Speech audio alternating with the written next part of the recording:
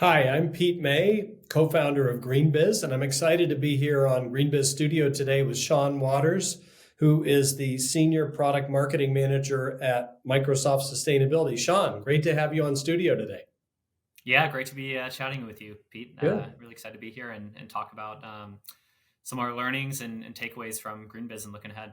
That's great. So we were both in Phoenix last week at GreenBiz. Tell me, what were some of the big takeaways and themes? I don't know. I can't remember if you're a veteran or if it was your first GreenBiz, but tell me, what are some of the things you took away from the event?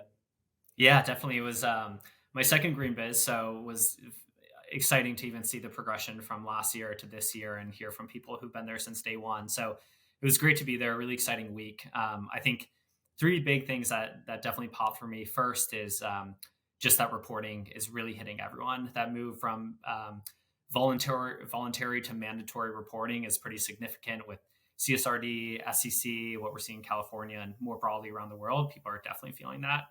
The next one, probably no surprise to people, is AI for sustainability is definitely here. I feel like you couldn't go to one session at GreenBiz and you wouldn't hear AI brought up in some regard or another. I really think it has pretty big potential to help solve some of the world's massive sustainability challenges. So I was really excited to see that popping a lot. And then lastly, just the fact that just being in a space with so many sustainability experts and people passionate, whether they're just starting in the space or have been working in it for decades, an environment where everyone's at the table and really working together was just a great place to be. So let me roll back to the first point on reporting. If I can speak candidly, I've been in the meetings with a lot of chief sustainability officers. Reporting is often the bane of their existence. Oh my God, we got to do this over here. We're constantly reinventing the wheel on reporting. We have to do this. We have to do that. We don't have enough time in the day. We don't have tools. Tell me how does Microsoft and where you sit, how do you think about that and how you can help that process? Definitely. So can certainly identify with hearing that from customers all the time, trying to address such a massive challenge. And really it comes down to a data story and just getting a strong ESG data state to get to the point of reporting and then ideally moving to action from there. So in terms of Microsoft's perspective, we've been doing voluntary reporting for over a decade. And we've also been working internally to get everything prepared for these emerging ESG regulations like CSRD.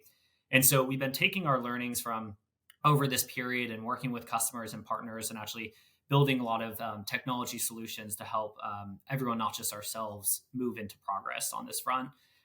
So as I mentioned, that data challenge is a big thing, and it's actually exciting timing with GreenBiz. Is last week we announced some major updates to our solution to help customers do this. So we announced the sustainability data solutions in Microsoft Fabric. So this is going to enable a company to pull from disparate data sources and get their data into a digestible format to prepare for advanced analytics and reporting. We have our ESG value chain solution, which helps companies gather their data more directly and securely from suppliers so that they can actually thoughtfully and adequately report on their scope 3 emissions. And then another cool one we just announced was actually regarding reporting specifically is a new CSRD template in Microsoft for Purview Compliance Manager.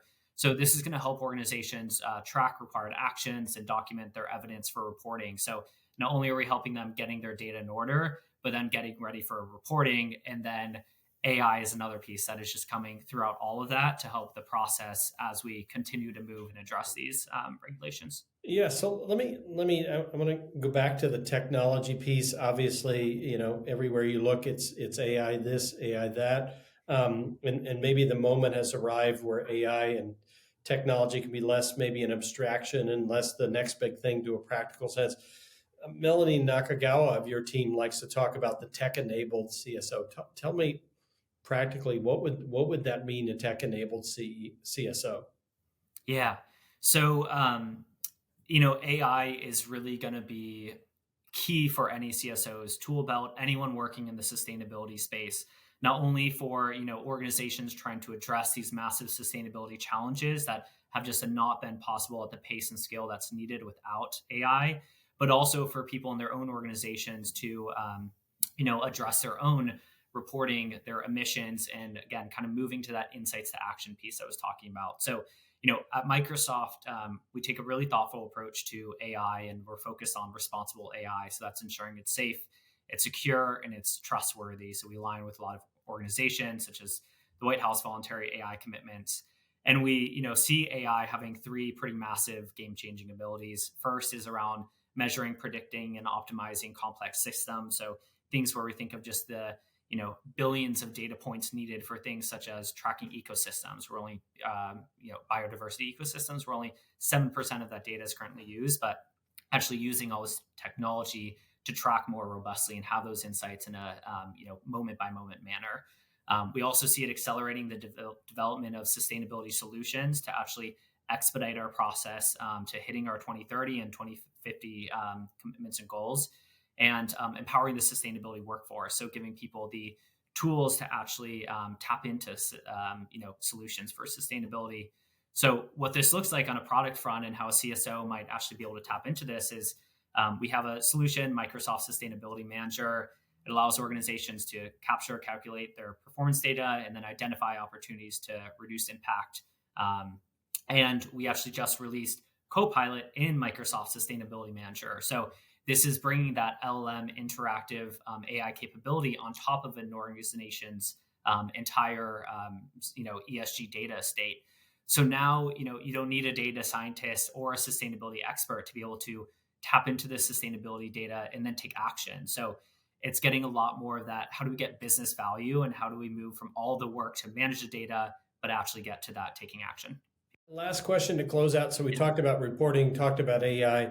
If we get this all right, what at GreenBiz next year, what's that look like? How are these things going to be implemented?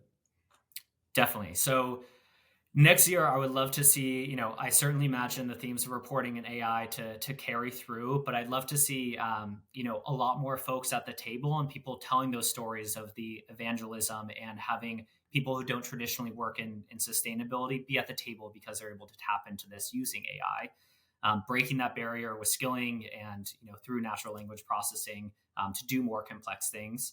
I think moving from the insights to deeper action is a huge one I'm excited to see. I think people have been really bogged down with just getting the fundamental data state in order. So now moving to that piece of telling those stories of, hey, this can be a huge business opportunity. And that's the biggest thing, sharing those examples of how by addressing sustainability, we've unlocked new business opportunities that, unlock profitability, but also betterment for the company and hopefully the world.